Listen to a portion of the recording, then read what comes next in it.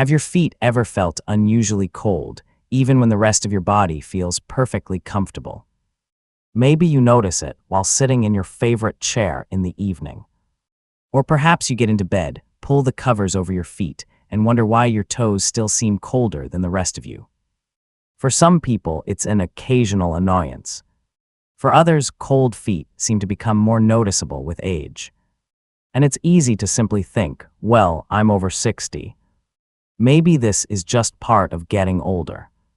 But should you automatically blame it on age? Not necessarily. Cold feet can have many different causes, and food isn't a treatment for all of them. But there is another part of the picture that's worth understanding: the health of your blood vessels and the foods you regularly eat. Your legs and feet depend on a steady supply of blood to deliver oxygen and nutrients where they are needed. And the foods you choose can be part of an overall eating pattern that supports healthy circulation. Today, we're looking at 5 foods that may help support healthy blood flow to your legs and feet. Some of them are probably already familiar to you. But there's an interesting connection between 2 of the foods on this list that you may not expect. They contain nutrients that can contribute to a natural pathway involved in how your blood vessels regulate blood flow. And once you understand that connection, the list becomes much more than 5 random, healthy foods. So let's start with number 5. Walnuts. They may not be the first food you think of when you hear the words better blood flow. But walnuts contain several nutrients that make them a useful part of a heart-healthy eating pattern. They're rich in unsaturated fats, including a plant-based omega-3 fat called ALA. They also provide fiber and a variety of naturally occurring plant compounds. And that's important because healthy circulation isn't only about what happens in your feet. Your blood vessels are part of one connected system, so the foods you regularly eat can matter as part of the bigger picture of cardiovascular health. The good news is that walnuts are also easy to use.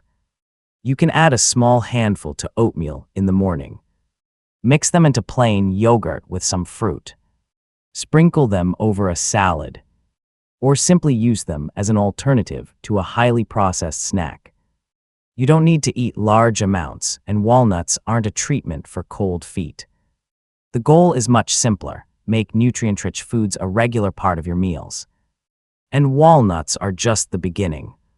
Because the next food on our list is colorful, naturally sweet, and packed with plant compounds that have been studied for their connection to blood vessel health. Let's move on to number 4. Berries. Blueberries, strawberries, raspberries. They may look like a simple snack, but these colorful fruits contain a variety of plant compounds that make them interesting when we're talking about blood vessel health. One group that gets particular attention is called anthocyanins. These are natural plant compounds responsible for many of the deep red, purple, and blue colors you see in berries. Research has explored the relationship between these compounds and cardiovascular health, including aspects of healthy blood vessel function. But there's an important distinction here. Eating a bowl of blueberries doesn't mean your feet will suddenly become warmer. Berries aren't a treatment for poor circulation. Instead, think of them as one small piece of a larger eating pattern that gives your body a variety of nutrients and plant compounds. And they're incredibly easy to add to foods you may already be eating. Put berries into your morning oatmeal. Mix them with plain yogurt. Or keep a bag of frozen berries in the freezer so you always have an easy option available. The bigger idea is simple: small, repeatable choices can add up over time. But so far, we've mostly talked about the bigger picture. Number 3 takes us a step closer to the specific process that helps your blood vessels regulate blood flow. And this is where the list gets especially interesting. Let's move on to number 3. Now we're at number 3, and this is where the list gets more interesting. Leafy greens. Think spinach, arugula, kale, Swiss chard. These vegetables are already well known for being nutrient-rich.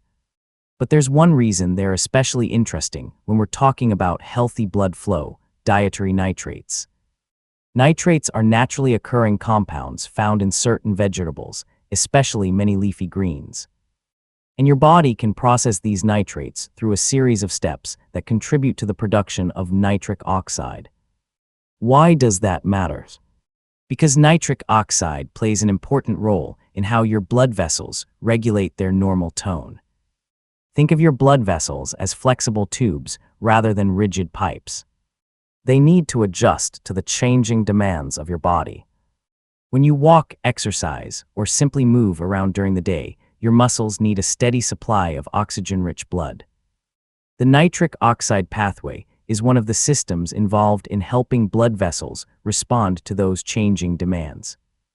Now, this does not mean that eating spinach will instantly improve circulation or make cold feet disappear. Nutrition doesn't work that way. But it does help explain why certain vegetables are being studied in relation to blood vessel function.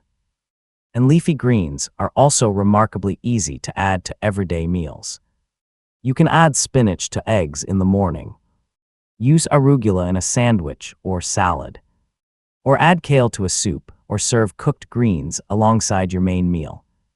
The goal isn't to turn your diet upside down. It's simply to give your body more opportunities to get the nutrients found in whole, minimally processed foods. And here's where the story gets even more interesting. Leafy greens aren't the only foods that can provide dietary nitrates. There's another food coming up that contains them naturally, and it has become particularly interesting in research involving blood vessel function and physical performance. But before we get to number 2, there's something important about cold feet that you shouldn't overlook. Let's take a quick moment to look at that.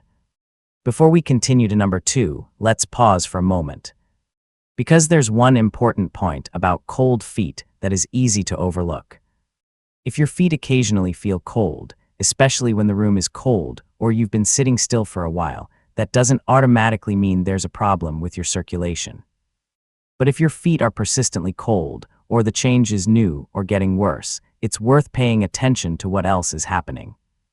For example, notice whether you're also experiencing pain in your legs when walking, numbness, weakness, unusual changes in skin color, or wounds that seem slow to heal. Those kinds of changes shouldn't simply be explained away as "I'm getting older." Food can be part of a healthy eating pattern, but persistent or worsening symptoms deserve to be properly evaluated. So think of today's 5 foods as foods that can support healthy blood vessels and cardiovascular health, not as a way to diagnose or treat cold feet. Now, with that in mind, let's get back to the list. Because number 2 takes us in a different direction. It brings us to another nutrient that has been widely studied in cardiovascular health, and it's found in a food many people already recognize as a healthy choice. Let's move on to number 2. Now we're at number 2. And this food takes us in a different direction from the leafy greens we just discussed. Fatty fish. Think salmon, sardines, trout, mackerel. These fish are well known for providing long-chain omega-3 fatty acids, particularly EPA and DHA. And these healthy fats have been widely studied for their relationship with cardiovascular health. So instead of asking, what food can fix my cold feet? A better question is, what foods can help support the health of the system responsible for circulation? Fatty fish can be one part of that picture. And there's a simple reason: they're practical for many people. You don't have to turn them into a complicated recipe. You could have baked salmon with vegetables for dinner. Add sardines to a salad or serve them with whole grain toast. Or choose trout as the main protein in a simple meal. The idea is not to eat fish because you expect one meal to change your circulation. It's about making nutritious choices more consistently over time. And there's another interesting thing about our list so far. Number 3 introduced us to dietary nitrates and the nitric oxide pathway. Number 2 brought us to omega-3 fats and cardiovascular health. So we're not relying on just one nutrient or one biological pathway. We're looking at different foods that can support different parts of a healthy eating pattern. But now we've reached the final food. And remember that connection we discovered with leafy greens.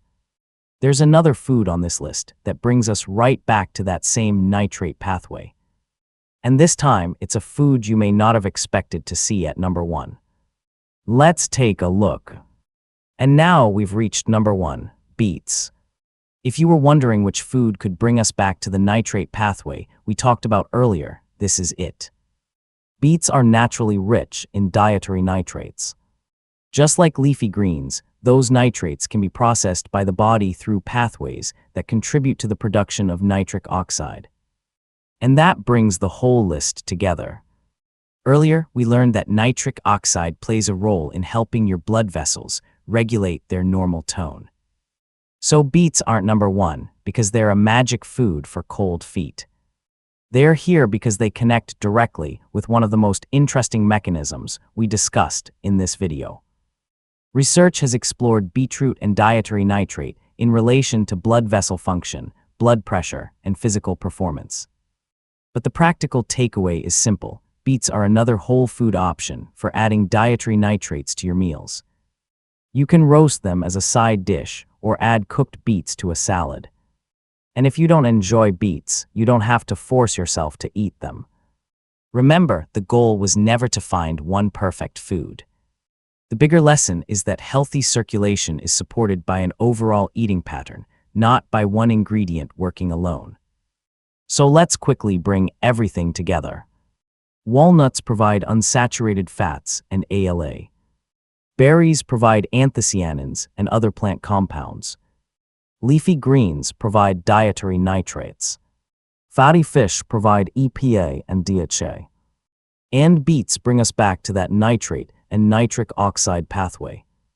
If you want to make this practical, start small. Choose 1 or 2 of these foods that you actually enjoy and find simple ways to include them in your regular meals. And one final reminder. If cold feet are persistent, new, worsening, or accompanied by pain when walking, numbness, weakness, changes in skin color, or slow healing wounds, don't simply assume it's part of getting older. Food can support a healthy lifestyle, but it cannot determine the cause of a symptom.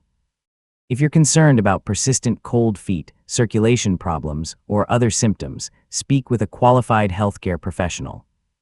If you found this video useful, consider liking the video and subscribing to Human Restore for more practical health information for healthy aging.